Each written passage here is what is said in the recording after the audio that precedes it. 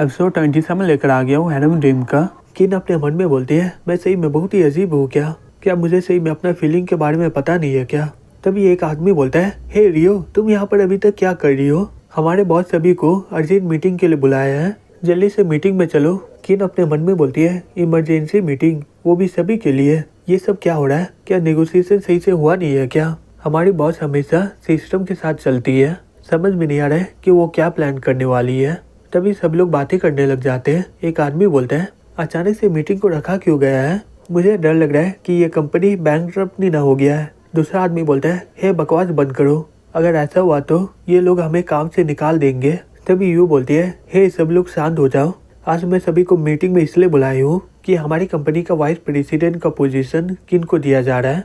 किन शॉक्ड होकर बोलती है, क्या मैं वाइस प्रेसिडेंट? एक आदमी बोलता है, किंतु पिछले ही हफ्ते से काम स्टार्ट की है, उसे हमारी कंपनी का वाइस प्रेसिडेंट क्यों बनाया जा रहा है? वो इस पोजीशन के लिए काबिल नहीं है। एक लड़की बोलती है, हाँ ये सही बोल रहा है मिस यू, हम लोग कभी भी ये बात को मानेंगे नहीं। यू बोलती है, हाँ मुझे पता है कि किन पिछले हफ्ते से ही काम ज्वाइन की है, लेकिन उसका एबिलिटी तुम्हारे सोच से बहुत ही परे है। वो हमारी कंपनी में बहुत ही ज्यादा कंट्रीब्यूट की है। ये रहा एग्रीमेंट का पेपर, वो हमारी कंपनी का सेकंड लार्जेस्ट शेयर होल्डर है। अभी इसके पास हमारी कंपनी का 49% शेयर है और ये इसे खरीदने के लिए 1 बिलियन दी है। क्या तुम लोगों को कुछ और बोलना है क्या? फिर वो अपने मन में बोलती है, क्या वो पागल हो चुका है? ये 1 बिलियन का शेयर खरीद के ये किन को दे रहा है? अगर मैं 20 साल छोटी होती तो मैं उसे पटा लेती। फिर वो बोलती है, अगर तुम लोगों को इसमें कोई भी प्रॉब्लम नहीं है तो मैं किन को वाइस प्रेसिडेंट बनाती हूँ। हमारी कंपनी में नया इन्वेस्टमेंट हुआ है, इसलिए मैं साल के अंत में तुम लोगों को बोनस दूंगी, तो सब लोग किन के लिए ताली बजाओ। किन अपने मन में बोलती है, 1 बिलियन, क्या चैन? ये चैन किया है ना, तो इसका मतलब वो सही में मुझसे प्यार करता है, वो सही में मुझे चुनना चाहता है। चैन तुम कहाँ पर हो? मैं तुमसे मिलना चाहती हूँ। फिर उसका फेवरेट पॉइंट बढ़ने लगता है और टोटल मिलाकर उसका 95 पॉइंट आ जाता है और चैन उस पर जितना भी खर्च किया होता है उसका 10% मिल जाता है उसे। चैन अपने मन में बोलता है, चलो मेरा आइडिया बहुत ही बढ़िया था, रुको ये गाँव मुझे फोन क्यों कर रही है? फिर वो जैसे ही फोन रिसीव करता है, गाँव रोते हुए बोलती है, हे चैन, मैं सही में बहुत ही बेवकूफ़ हूँ। चैन बोलता है, हे क्या हो गया तुम्हें, तुम रो क्यों रही हो? गाँव बोलती है, पब्लिक का ओपिनियन मेरे खिलाफ हो गया है, सभी फीमेल एक्टर डायरेक्टर वो को सपोर्ट कर रही है, अब मैं क्या करूँ, मेरा अकाउंट भी बैन कर दिया गया है। चैन अपने मन में बोलता है, 200 मिलियन देकर भी कोई फायदा नहीं हुआ, मुझे पता लगाना होगा कि ये डायरेक्टर हु है कौन। फिर वो बोलता है, ठीक है रोना बंद करो, मैं तुम्हारी मदद कर दूंगा। फिर वो जैंग के पास जाकर सब कुछ पता करता है। जैंग बोलता है, मिस्टर हु बहुत ही ज़्यादा फेमस है, इंटरटेनमेंट सर्कल में उसका पहुंच बहुत ही ऊपर है। ऐसा बोला जाता है कि वो अपना नाम का फ़ायदा फीमेल एक्ट्रेस को मैनिपुलेट में करने लगता है, लेकिन इसका कोई भी एविडेंस नहीं है।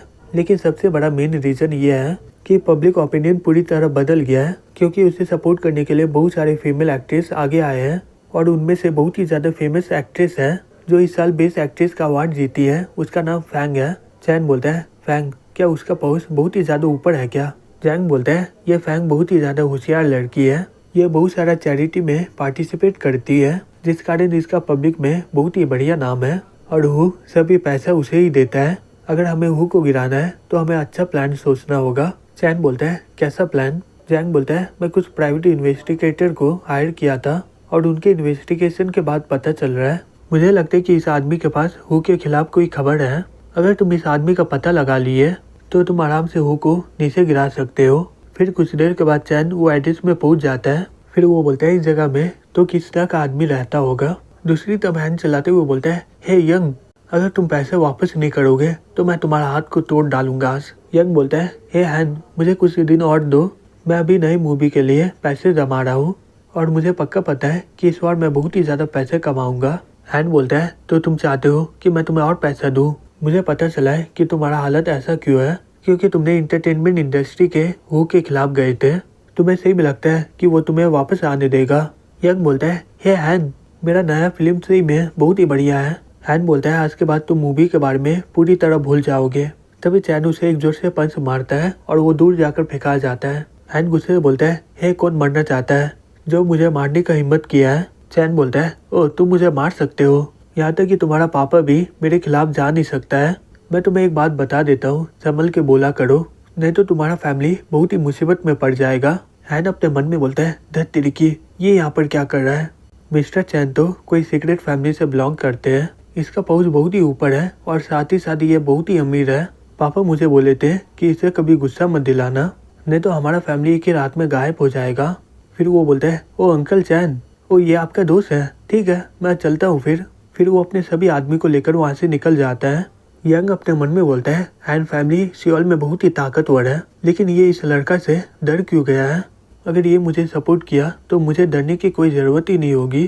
चैन बोलता है, जबकि ये मुसीबत खत्म हो चुका है तो तुम शायद यंग होगे ना, मुझे तुम्हारी मदद की ज़रूरत है। यंग बोलता है, हाँ मैं तुम्हारी मदद कर दूंगा, लेकिन पापा चैन आप मुझे अपना एडॉप्टेड सन बना लो। तो पापा आप यहाँ पर क्या कर रहे हो? चैन चिल्ला के बोलता है, हे मैं तुम्हारा पापा नहीं हूँ, मैं यहाँ पर काम के लिए आया हूँ। यंग अपने मन में बोलता है, ये जानता है कि मैं कुछ छिपा रहा हूँ, हालांकि मुझे ये लड़का कुछ बुरा नहीं लग रहा है। फिर वो बोलता है, हाँ तुम सही बोल रहे हो, मेरे पास एक इन्फॉर्मेशन है जिससे मैं हु को नीचे गिरा सकता हूँ। चैन बोलता है, ठीक है बताओ मुझे, तुम्हें जो चाहिए मैं दे दूंगा। यंग बोलता है, मुझे पैसे की ज़रूरत नहीं है पापा, मैं चाहता हूँ कि आप मेरे फिल्म में इन्वेस्टमेंट करें, मैं सभी को दिखाना चाहता हूँ कि यंग गिरने के बाद फिर से उठ सकता है। चैन अपने मन में बोलता है, ये तो सही में टैलेंटेड डायरेक्टर लग रहा है और मैं इसकी मदद भी कर सकता हूँ।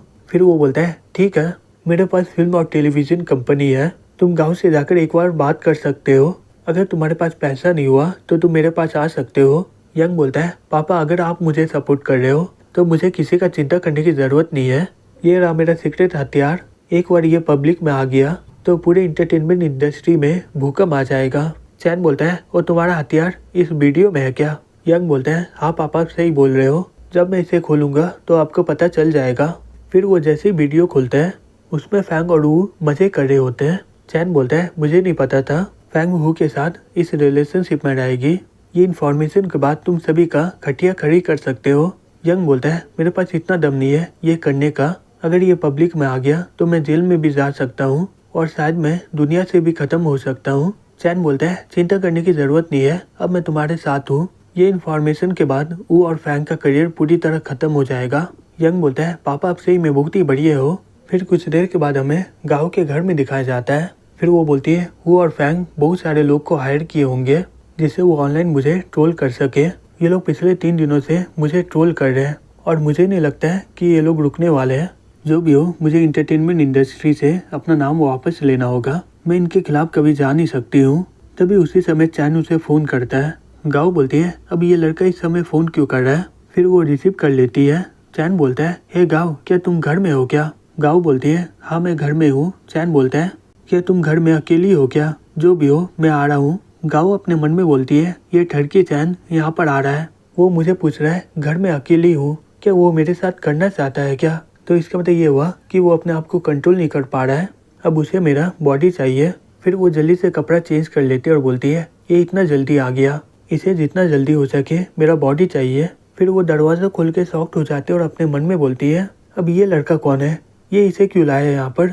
फिर गुस्से से बोलती है, हे चैन तुम कमीने कहीं के, तुम सोच क्या रहे हो, तुम यहाँ पर किसी और को क्यों लाए हो? चैन बोलता है, हे पहले तुम शांत हो जाओ, ये डायरेक्टर यंग है, ये आराम से डायरेक्टर हु को नीचे गिरा सकता है। यंग बोलता है, हेलो मिसेस गाओ। गाओ अपने मन में बोलती है, सही में अब मुझे बहुत ही शर्म आ रहा है, मुझे लगा था कि ये मेरे बॉडी के पीछे पड़ा हुआ है, लेकिन ये मेरी मदद करने के लिए इतना मेहनत कर रहा है। अब मुझे समझ में आ गया दूसरे पर निर्भर रहना कैसा लगता है, ये फीलिंग सही में बहुत ही बढ़िया है। फिर चैन उसे वीडियो दिखा देता है, बोलता है, हम लोग इसकी मदद से हु और फैंग को इस इंडस्ट्री से दूर फेंक देंगे, मैं तुम्हें 2 बिलियन दे रहा हूँ, ये मैटर को जल्दी ख़त्म करो, फिर जल्दी से टेलीविज़न कंपनी स्टार्ट करो, डायरेक्टर यंग एक मूवी बनाना चाहते हैं, तुम बात कर लो एक बार। चैन अपने मन में बोलता है, 2 बिलियन सिर्फ एक ही बार में ख़त्म हो गया, ये फिल्म इंडस्ट्री बहुत ही बढ़िया है पैसे को गंवाने में, अच्छा हुआ कि मैं गाँव के साथ हूँ, इससे मैं बहुत ही जल्दी बहुत सारे पैसे कमा सकता हूँ। जैसे वो वीडियो अपलोड किया गया वो बहुत ही स्पीड में वायरल हो गया। फिर उसके बाद सभी लोग फैंग के खिलाफ हो गए। फैंग गुस्से से बोलती है, ये कैसे हो सकता है, उस समय का वीडियो कैसे बाहर आ सकता है? फिर उसके बाद डायरेक्टर हु को भी गिरफ्तार कर लिया जाता है। फिर वो अपने मन में बोलता है, धत तेरी की, मैं इस बार बहुत ही ज़्यादा बुरा फंस गया हूँ,